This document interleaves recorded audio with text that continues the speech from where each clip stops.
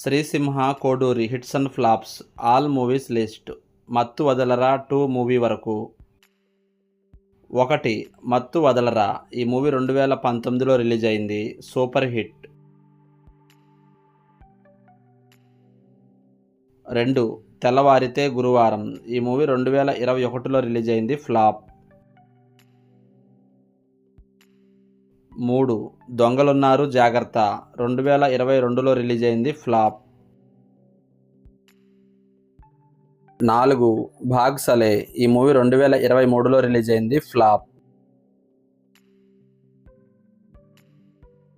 5.